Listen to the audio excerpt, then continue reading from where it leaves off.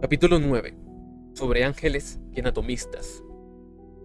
El ángel colgaba de una cruz frente a la parodia de templo que habían creado los anatomistas.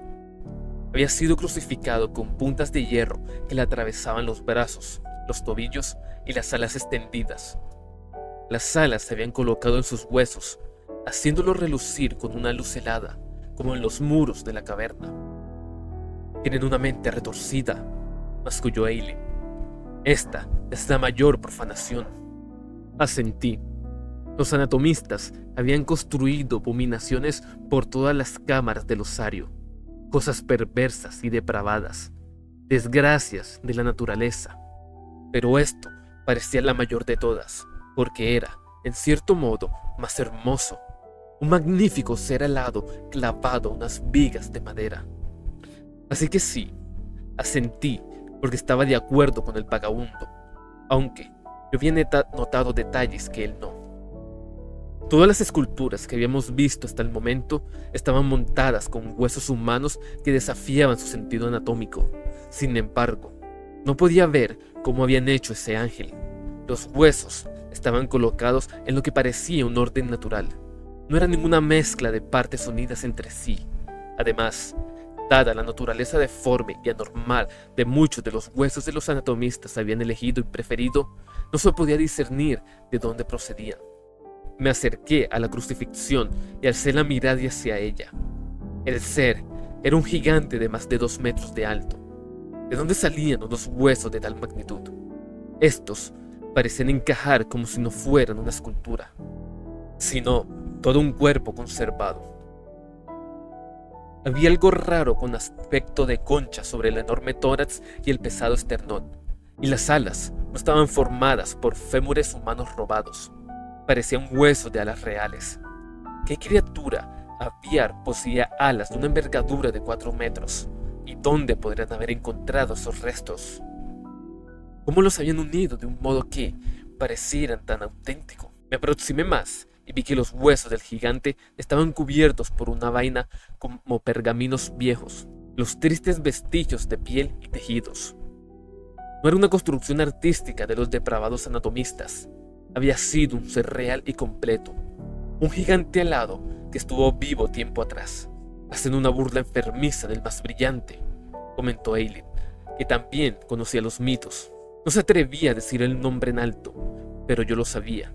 Se refería al gran ángel, un santo de las leyendas antiguas que había luchado junto al dios emperador en el último conflicto de Terra y había caído en las horas finales como sacrificio a un espíritu vengativo. Como Eileen lo veía, eso era un sacrilegio, sin duda. Sin embargo, la rabia no le permitía fijarse en los detalles forenses. Para mí, era peor que blasfemia, porque estaba segura de que era real. Un ángel, prueba de la divinidad que permanece la fe única, asesinado y crucificado, expuesto como un grotesco trofeo. Me sentí a punto de llorar. «Es un Astartes», dije. «No lo es», negó él, con un firme movimiento de cabeza. «Pues, Eileen, mírale los huesos. Su tamaño es mayor que un humano. Los Astartes son un mito», gritó él. «Aquí estamos en el reino de los mitos», repuse, y añadí: «Además, no lo son». «Lo son», insistió él, «y en cualquier niño tonto te podría decir que no tienen alas». «El primarca sí». «No me menciones su nombre», exclamó Eileen, alzando las manos para taparse las orejas. «Y, aunque él las tuviera, bendito sea su poder, los Astartes no». Avancé de nuevo y me arrodillé buscando entre la basura y los desechos al pie de la cruz.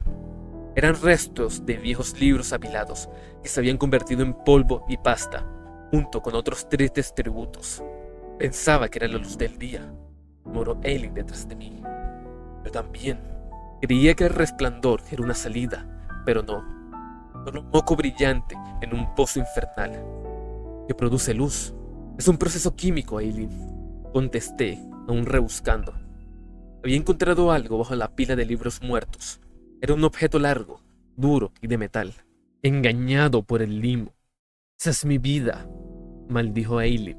Saqué un yelmo de guerra bastante grande, demasiado para uso humano. Estaba cubierto del moho de la tumba y de suciedad, y había perdido el lustre. aunque se veía que había sido rojo. «Debemos seguir, niña», dijo Aileen a mi espalda, sin prestar atención. Di luz y me dio esperanza, pero era un engaño. «Debemos seguir». «Lo haremos», contesté. Arañé la suciedad de la cúpula del yelmo y arranqué trozos de moho del visor. Conocía ese dibujo, porque lo había visto en una variación. Una armadura Astartes, sin duda, y sobre la frente estaba marcado, en negro, número 9. «Sí, soy el 9», dijo Aileen. «9 es mi número. ¿Qué pasa con él?» «Y tú me has traído aquí», vacilé, «a la luz». «¿Qué?» Estabas esperando. Los mitos de Rinnamap y su inframundo estaban jugando conmigo. Había buscado la luz y había resultado ser falsa. Había atravesado el inframundo sin encontrar una salida, pero en su lugar había dado con el ángel porque él había estado rezando, aunque estaba muerto. Los mitos solo se mantienen si tienen significado, con el saber codificado en la historia para que pueda pasarse de generación en generación.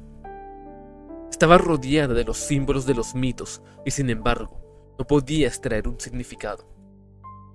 Decidí que no había ninguno y que nunca lo había habido. Estaba viendo dibujos que no eran dibujos y apareciendo símbolos que no eran símbolos, igual que había hecho con las marcas de hueso. Toda mi vida había querido entender el mundo y ese deseo se había vuelto tan desesperado que estaba fabricando sentido. No había mitos. Yo era una mujer perdida en un osario, apabullada por la oscuridad. El mundo no podía ofrecerme ningún sentido, porque no tenía ninguno, y todos los signos y los significantes no eran símbolos de nada. Oí un chasquido, como el impacto de una bala. Miré a Aileen. Él se volvió hacia mí con una expresión de confusión en el rostro. Tenía un agujero en el cuello por el que manaba sangre en grandes cantidades. Estaba muerto. Llegó un segundo chasquido. Aileen se sacudió cuando algo le golpeó la sien. El impacto lo hizo caer de espaldas. Las piernas le temblaron mientras la vida lo abandonaba. En la cabeza, donde le habían dado por segunda vez, le había crecido una enorme roncha. Más impactos sonaron alrededor. Uno esparció trocitos de hueso cerca de mí. No oía el ruido de un arma de fuego, pero me estaban disparando. Un impacto quebró el globo de luz y me dejó sin lámpara. Tiré el palo y me agaché para cubrirme. Nuevos impactos astillaron el borde del banco que había elegido para protegerme. Un proyectil chocó y rebotó contra la madera, ya sin fuerza. Vi que era un nudillo humano. Estaban empleando los huesos como munición para dispararme con tirachinas, catapultas. Vi al primer anatomista cuando corrió hacia mí junto al borde del banco. Estaba muy encorvado y tenía un paso apresurado, algo renqueante. Se veía demacrado y vestía unos harapos negros llenos de porquería. Tenía el rostro una costra blanca de polvo de hueso, como los polvos de maquillaje facial de los aristócratas, y unos ojos hundidos, blanquecidos y encías podridas, y blandió un hacha para partirme la cabeza. La hoja del hacha era una escápula humana afilada, con un fémur por mango. Me tiré sobre la espalda para esquivar el golpe y el hacha me pasó muy cerca del rostro y se clavó en el banco. No tenía tiempo para ponerme de pie. Me arqué sobre los hombros y lo cogí el brazo entre las piernas. Luego las crucé, rompiéndoselo, mientras se tambaleaba hacia atrás, chillando. Me puse en pie de un salto de espaldas y lo hice caer con la palma de la mano. Un segundo anatomista se lanzó sobre los bancos para alcanzarme, tirando las cabezas de varios miembros de la congregación esquelética. Me agaché hacia un lado, esquivando sus manos, y él cayó al suelo. Para cuando se puso en pie, yo ya había sacado el viejo podón que cargado, que le hundí en el pecho. Cayó, pero la hoja se había encajado con fuerza y su cuerpo se llevó el cuchillo con él. Unos tiros letales me pasaron cerca. Bajo el arco de hueso por el que Aileen y yo habíamos entrado, vi media docena de anatomistas haciendo rodar ondas y soltando proyectiles de nudillos. Estos daban a los bancos, levantando astillas y haciendo sonar los esqueletos sentados. Un tiro me dio en una calavera y la hizo saltar por los aires como un pote viejo. Me dejé caer de nuevo, mientras el banco resonaba y se sacudía con los impactos.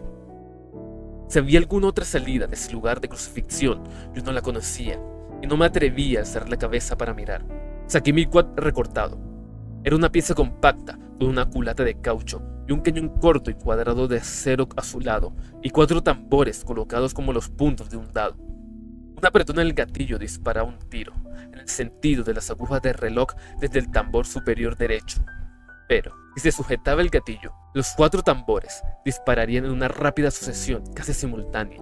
Me llevé la mano al cinturón en busca de más balas para poder recargar rápidamente cuando la primera andanada hubiera sido disparada. Entonces, algo me golpeó en la cabeza por detrás con gran fuerza. Perdí la conciencia por un momento y me desperté tirada en el suelo con la mejilla sobre polvo de hueso. Noté olor a sangre en la nariz y en la parte trasera del cráneo me palpitaba con un pulsante dolor radiante. Recuperé el foco de la visión y vi en el suelo, justo ante mi nariz, un nudillo humano que tenía sangre por un lado. Un tirachinas se había dado en el blanco. Traté de levantarme, pero mi cuerpo iba lento. El impacto casi me había dejado sin sentido. Oí a los anatomistas llamándose y acercándose, y yo sabía que estaría muerta si no me movía con rapidez. Pero aún estaba demasiado mareada. Entonces resonó una detonación que pareció alzar el polvo del suelo delante de mis ojos. Una mano me cogió por el hombro. ¿Puedes levantarte? ¿Estás viva?, preguntó un hombre antes de disparar otra andanada. ¿Puedes moverte, mujer?, insistió mientras me sacudía. Conocía esa voz. Era Rainer Leinburg. Yo había ido hasta allí para salvarlo, pero, de nuevo, él me había salvado a mí.